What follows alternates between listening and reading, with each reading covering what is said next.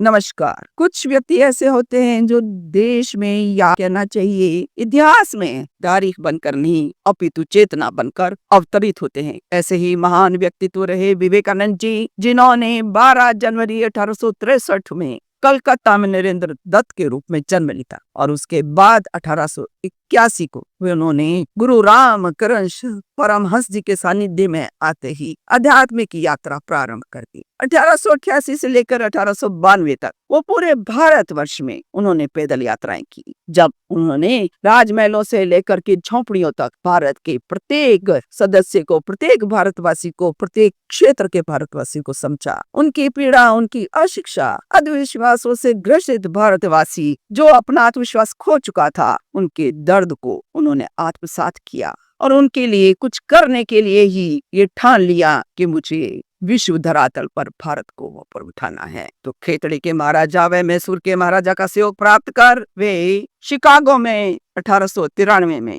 धर्म सत्संग में भाग लेने हेतु पहुंच गए। आखिरकार वह दिन आया 11 सितंबर 1893 में, जब उन्हें धर्म संसद में अपना भाषण देना था। जैसे ही उनका नाम बुलाया गया, वे धीरे धीरे चलकर मंच पर गए और उनकी ये 5 शब्द जैसा जादू कर गए, brothers and sisters of America. और उसके बाद उनका ओजपूर्ण भाषण, जिसके द्वारा हिंदू धर्म, हिंदू संस्कृति, भारत वर्ष इस संस्कृति को विश्व मंच पर उन्होंने गौरवपूर्ण स्थापित कर दिया। अगले दिन भारत की वाहवाही पूरे अखबारों में लिखी हुई थी। वहां रहते हुए उन्होंने न्यूयॉर्क में एक वेदांत सोसाइटी की स्थापना भी की और तभी उन्होंने राजयोग, कर्मयोग, ज्ञान योग व भक्ति योग पर भी रचनाएं प्रकाशित की। 1897 में भारतवर्ष लौट करके सर्वप्रथम उन्होंने गुरु रामकृष्ण मिशन की स्थापना कलकत्ता में और 1899 में अल्मोड़ा के पास अद्वैत आश्रम की स्थापना की और आखिर 4 जुलाई 1902 को उन्होंने अपने समाधि